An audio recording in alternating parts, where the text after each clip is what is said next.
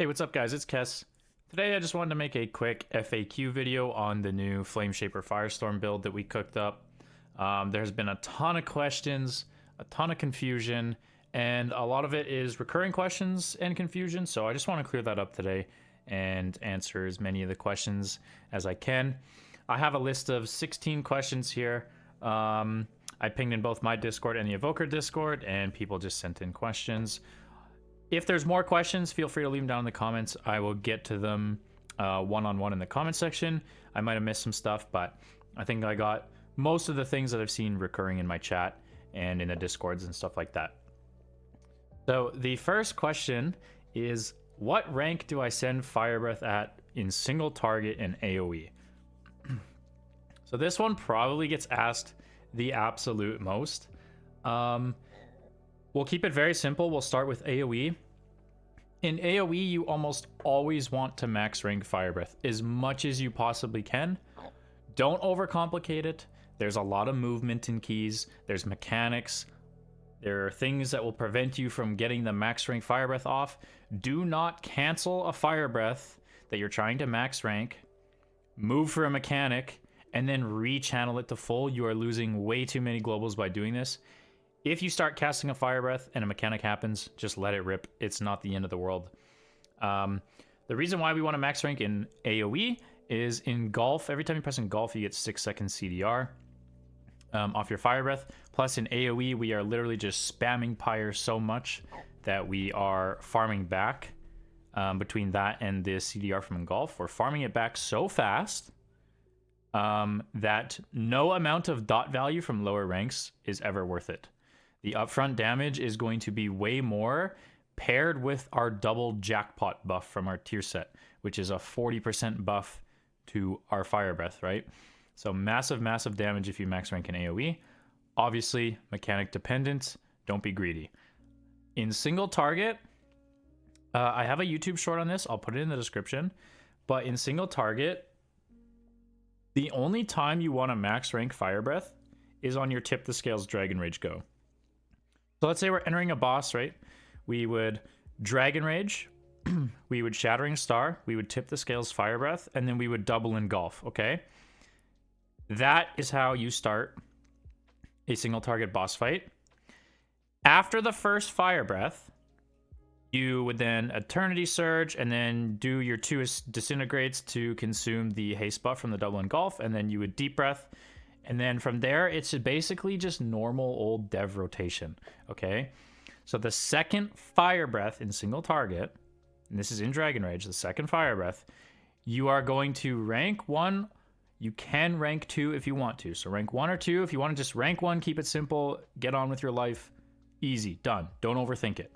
Rank 1, that is going to stay on the boss long enough and line up your next Shattering Star engulf into an active fire breath on the boss.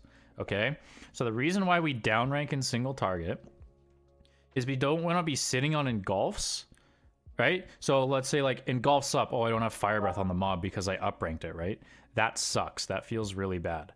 So you want to send a rank 1 or 2, and then it's going to just naturally line up with your Shattering Star engulf, right? The dot will already be on the boss. You don't have to worry about like sitting on things any longer, right? Because we don't want to sit on engulf. You never want to sit on engulf. Ideally in single target, because that's like a lot of your damage. It's your biggest hit. So very, very simple. In single target, in Dragon Rage, tip the scales goes on fire breath. That's the only time you're max ranking. I shouldn't say only time. You could max rank obviously if the boss is dying and you just want like the most upfront damage possible on the last few globals of the boss, whatever, right? That's like plain old dev rules, okay? So very simple. Tip the scales on the fire breath, and then from there, just rank 1 or 2. Your only concern, okay? Your only concern in single target is that the fire breath is on the boss so that you can engulf, like so you can Shattering Star engulf when those buttons are available, okay? If you start max ranking on single target, you are going to be holding buttons and just sitting around waiting, and your damage is going to go down a lot. Okay, so keep it simple. So to summarize that, in AoE, max rank as much as you can. Single target, rank 1 or 2. Just make sure the buff is on the boss so you can engulf. Okay? Number 2, do I hold firebreath, shattering star, and engulf to line up? Do we send firebreath if engulf is on cooldown? Okay. That kind of comes back to what I just said. Do we send firebreath if engulf is on cooldown? In single target, yeah, you can kind of mentally game this a bit, right? Oh, my golf has 10-second CD on it, so I could rank 1 or 2 firebreath, and then it'll be on the mob long enough for me to hit it with the shattering star and golf. Okay, perfect, right?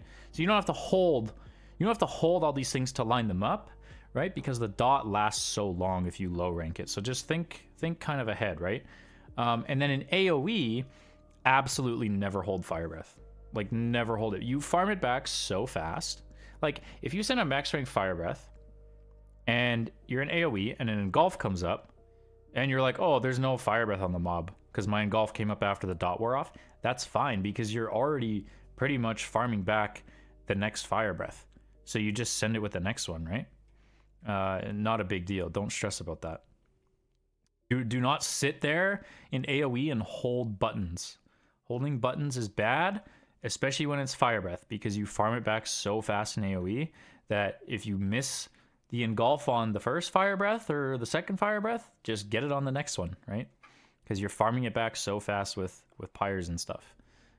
It's a pretty short cooldown.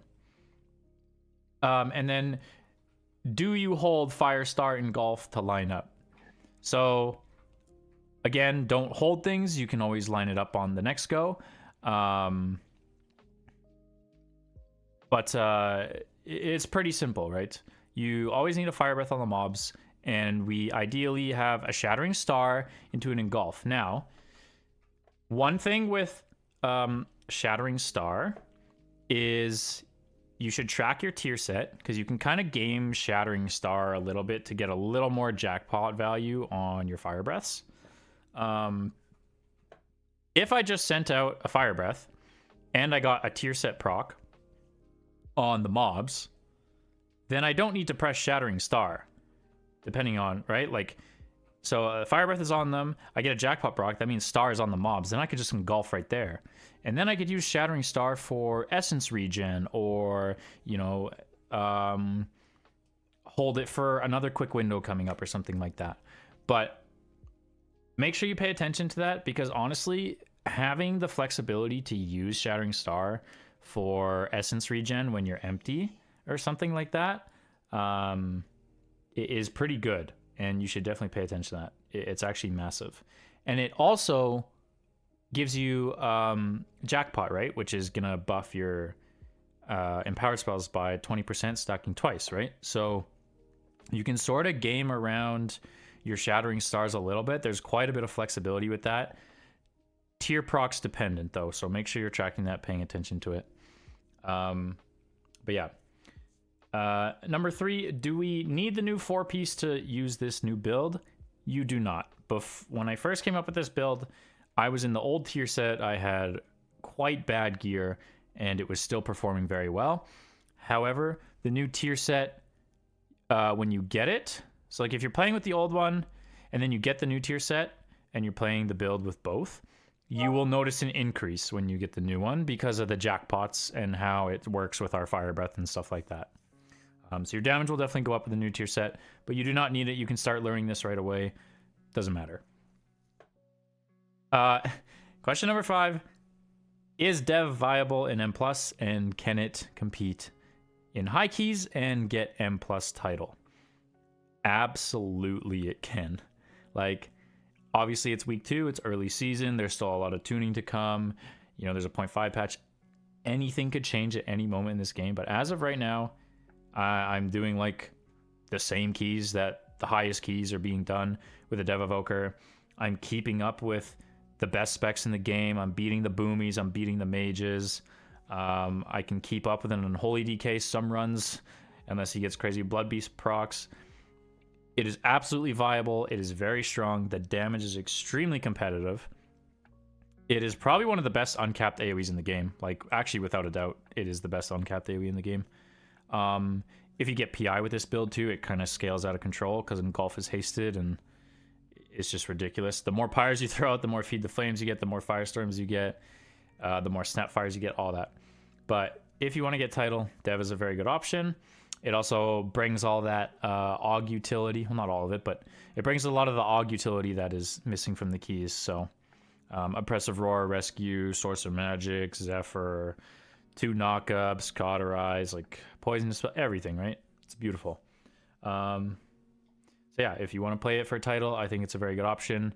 It seems like people are starting to grow on the idea of it as well. I heard a lot of people are getting invited and having success with it. So if you're a dragon enjoyer, there's hope for you. Number 6, can multiple firestorms be down, and do we hardcast it on cooldown? So yeah, for that, I actually get asked this so much. You can have as many firestorms down as you want. As far as I understand, it's just like a rain of fire. Like, if you got enough procs to have 40 rain of fires down on the ground, right, you just keep sending them. Firestorms, if you keep getting snapfires and hard casting and stuff like that, press that shit on cooldown in AoE. Have as many of those as you can. It does so much damage. The more there are, the happier you are. Like, seriously, go crazy with that button. Just keep pressing it. Keep overlapping it. You're not losing damage there. And then, do we hardcast it on cooldown? In AoE, if you have a firestorm available, you're pressing it. You're casting it. Get that on the ground. It's buffing all of your damage that you're doing, and it does a lot of damage itself, right?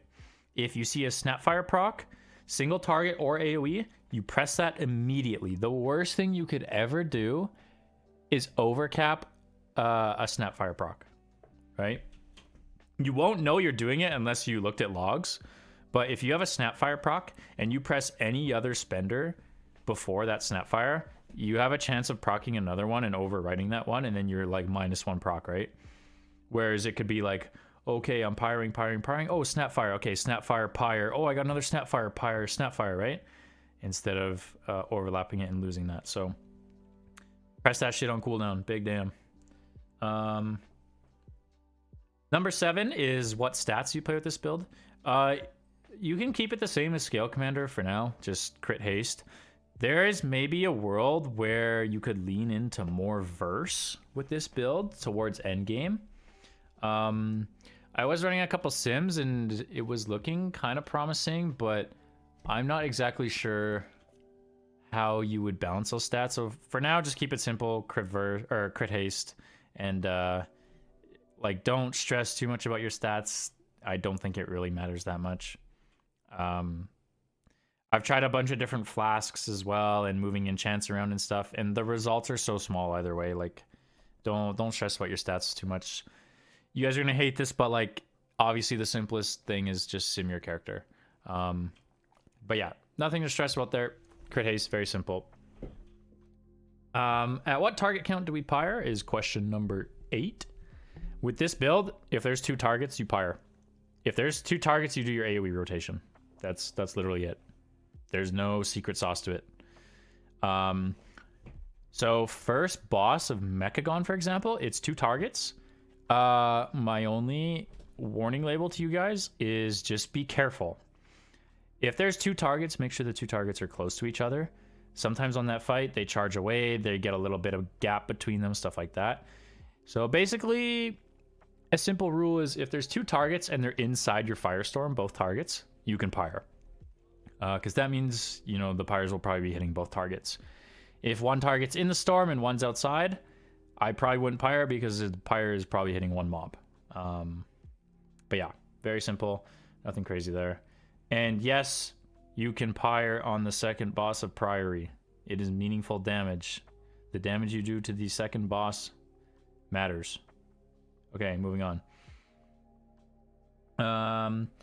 Question number 9 is from the Evoker Discord. Why not Fire Breath before Dragon Rage? So there was the idea of Fire Breathing before Dragon Rage. So that would get the Embers debuff on the mobs for the Dragon Rage Pyres hit, which is the triple pyre. And the reason why I don't like doing this is I think it's like turbo banned and just worse in general, but also like if you just think about it, when we Dragon Rage, we get a jackpot, right? So that's 1 stack of jackpot. And then our opener is Dragon Rage Shattering Star.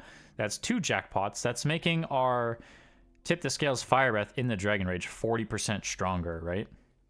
So that is always going to beat out just pyre or fire breathing before, and then having the 3 stack pyre from the Dragon Rage buffed into that.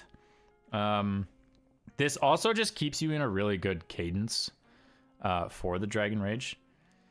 Because another question with this as well was, or another argument, sorry, was if you fire breath before, because what you used to be able to do back in the day is you could fire breath before, and then you'd get ready or Iridescence buff on the pyres from the Dragon Rage, and then the pyres from the Dragon Rage would give you CDR on the fire breath, right? Which is like a cool little thing, but I don't think it's better in this build. I think it's banned. I think you always want to Dragon Rage, get the double jackpot on the Tip the Scales Fire Breath, and then and then go into your engulf window, right? And normal rotation. I think it's more damage up front. I think it's better, and I think it keeps you in a very good cadence, a very good rotation cycle for the remainder of your cooldown. So do not fire breath before. I absolutely think it is a damage loss. Question number 10 is, and I wasn't clear with this in my guide, so I apologize for that, but I kind of just had the internal brain assumption that if I didn't say it, people would understand that it's just not a button you really press. But question 10 is, when do we press Eternity Surge? We'll start with AoE. In AoE in your Dragon Rage, you literally need to press Eternity Surge 1 time to get max extension in your Dragon Rage. And the other 3 extensions will come from Fire Breath, because again, with Pyre and Engulf, we're farming back Fire Breath so fast. So we can just keep Fire Breathing to extend. But then, yeah, you'll need to Eternity Surge at least once to get a full Dragon Rage extension. But when do you press it is the question.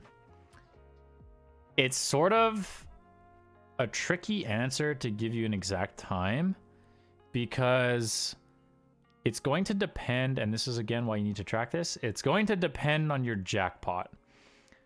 The number 1 rule is never consume a jackpot in AoE with Eternity Surge, okay? In single target, it's fine to do that. That is honestly what you will be doing most of the time. But in AoE, you never want to consume jackpot with Surge.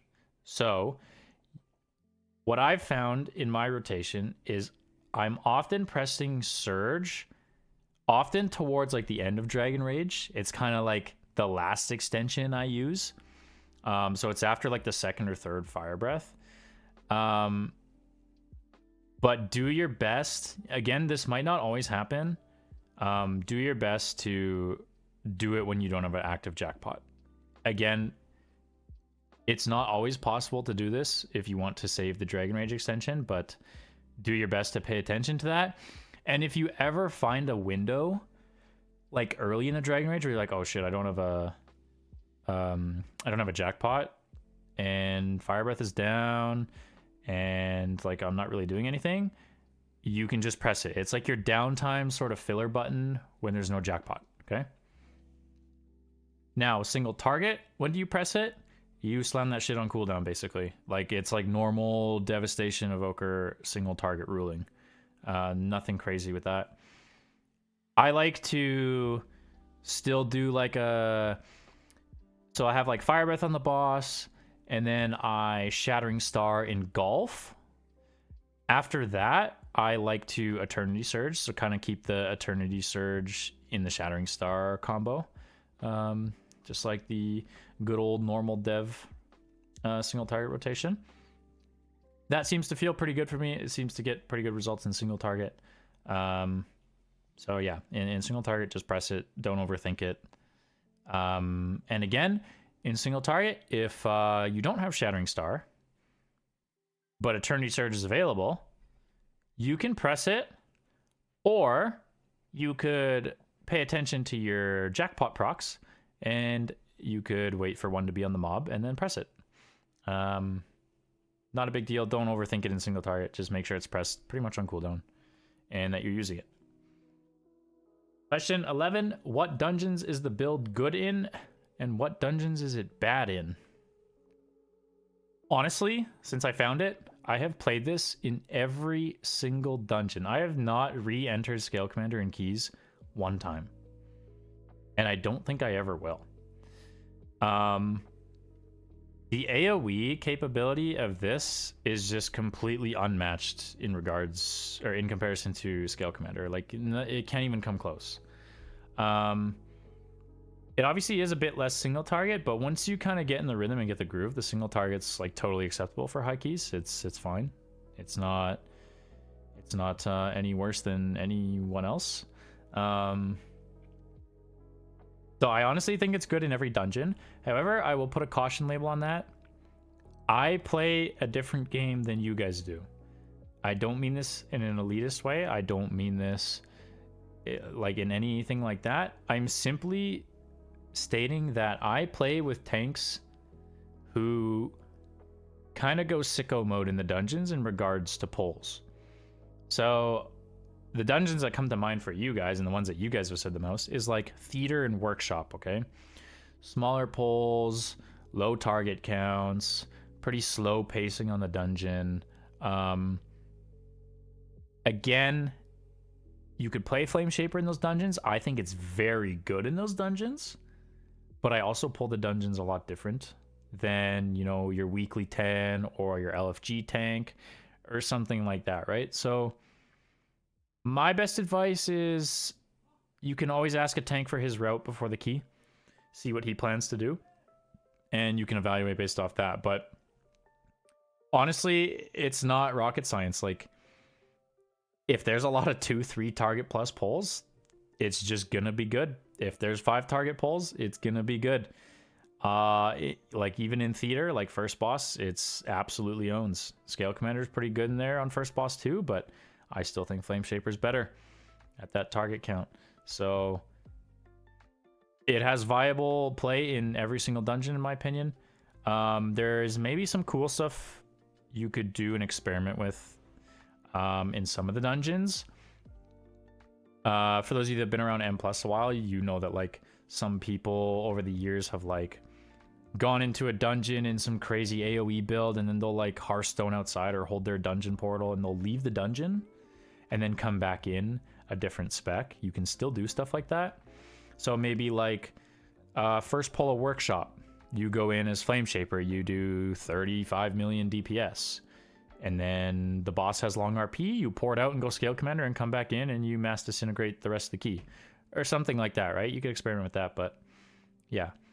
I talked too much. Long story short, you can play it in any dungeon. I think it's good in every dungeon.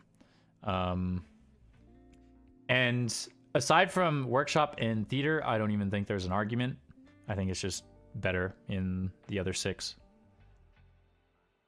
Question number 12, do we hold snapfires? I kind of already touched this, but no.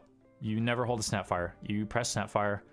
It is a snapfire itself is equivalent to like, is something crazy like 3 or 4 pyres or something like that. Like, that's like 1 global. Like, you just press it. Snapfire is a lot of damage. In single target, you even press in single target. It's a DPS increase. So press your snapfires on cooldown, and make sure you're pressing them as your next global, because you don't want to waste them, like I mentioned earlier. So don't overthink that. Keep it simple. Question 13. What can we do pre-key? So this question is asking, what sort of like pre-dungeon rituals can you do? Can you stack any buffs? Anything like that? Kind of like a shaman would build Tempest last season. So before the key, you can activate Tip the Scales. So you'll enter the key with Tip the Scales active, and then you can consume it, and then you can press your actual Tip the Scales after to consume again on your second fire breath. Do not go into the key and press Dragon Rage, use the pre-Tip the Scales on the fire breath, and then use your actual Tip the Scales on an Eternity Surge. That it would be such a waste. So hold the actual tip the scales for the second fire breath. Couple cool things you can also do before the key. Put a target dummy down. If there's no target dummy, you can go outside the dungeon and drop a target dummy and then enter the key. Or pull some like yellow mobs and ask your tank to tank them for you. But feed the flames. So after 9 pyres, your next one drops a firestorm. You can ramp your feed the flames before the key. Just start throwing pyres out. Make sure you track that. And then when you're close, 7, 8, or 9, or have the actual 1 minute buff, you can pre-ramp that in the key. That'll make your burst in the opener a little bit bigger because you'll have an extra firestorm down. And the last thing you can do is you can actually, and this is going to happen naturally if you're building Feed the Flames, you can ramp your jackpot. This one doesn't really matter too much because you're dragon raging and then shattering starring, and that's going to give you 2 stacks into the first fire breath. But if for some reason you want to do that before the key, you can. And that's it. So you can pre-tip, ramp jackpot, and feed the flames. Question 14. This is from the Evoker Discord. This is a bit of a funny one. Is my Discord profile picture actually my dog, and can we see more of her? Yes, that's my dog. Her name is Nova. She turns 6 on April Fools. She is the cutest dog ever. She's a... Oh, you can probably hear her now, actually. She's a Labrador Retriever mix. She's very talkative and she's very cute. And I'll put a picture up on the screen. You guys can see her. Question 15. What is our single target rotation? So I have a YouTube short on this again, like I mentioned. It will be in the description. But your single target rotation is very simple. No need to overcomplicate it. Your opener will look something like pre-casting a Living Flame on the boss, pressing Dragon Rage, pressing Shattering Star, Tip the Scales Fire Breath, Engulf, Eternity Surge. Then you're going to have 2 really fast disintegrates. You want to chain these fast disintegrates to take advantage of the haste. Okay, so Eternity Surge, disintegrate, and then you're going to Deep Breath to activate Imminent Destruction, and then you just want to disintegrate as much as you can. When your second Fire Breath comes up, you can rank 1 or 2 it. I generally just rank 1 it, and then it's just normal dev rotation. Disintegrating, right, in between empower cooldowns. If you run out of essence, burnout procs are priority. If you don't have a burnout proc, you can Azure Strike. If you don't have a burnout proc, and your Living Flame dot is off the mob, you can also hardcast a quick Living Flame. Not the end of the world. And then from there, just you press the second Fire Breath was rank 1. From there, disintegrates, and then your Shattering Star and Engulf will come back up. You press those into a Fire Breath. Eternity Surge on cooldown. Very simple rotation. Do not overcomplicate it. Don't sit there and be like holding things, anything like that. If you lower rank your Fire Breath, which I suggest most of you do, a lot of the questions and confusions you guys have in your head will go away, and you just do like a normal old dev rotation. The only difference is you have a Shattering Star Engulf combo. That's it. That's pretty simple. Seriously, don't overthink it. Snapfire procs on cooldown. Done. The Deep Breath timing is also very important. You want to do it at that exact time to activate Imminent Destruction, because this is the point in your rotation that you'll be getting the most disintegrate value. The reason why you do it after the 2 disintegrates, after the double engulf, is because if you were to Deep Breath after the engulf, you would lose the insane haste value from your hero tree into those 2 disintegrates. So you want to get those 2 disintegrates off and then do the Deep Breath, and then just rinse repeat.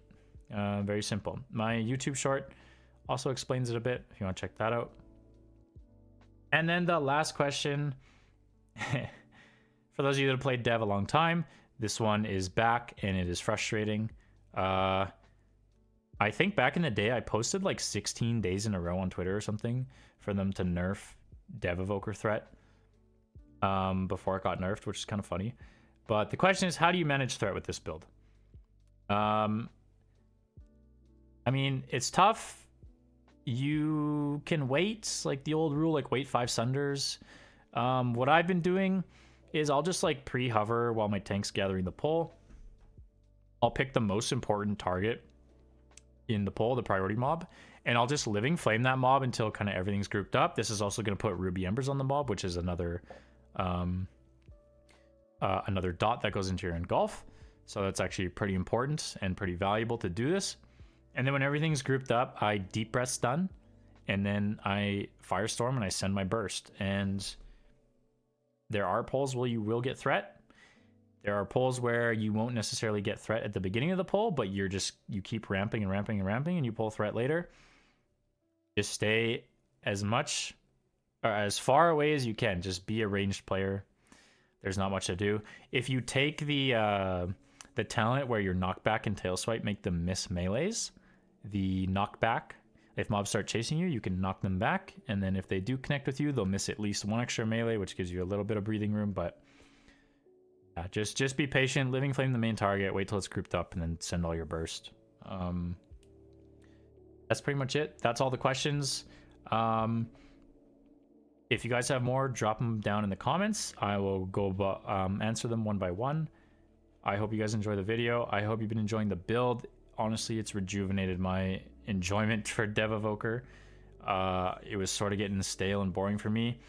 But yeah, I appreciate you guys a lot. Thanks for all the support lately, and I'm glad you've been enjoying it. The feedback's been awesome. So keep bringing feedback my way. I really like it. Anyways, take care. Bye-bye.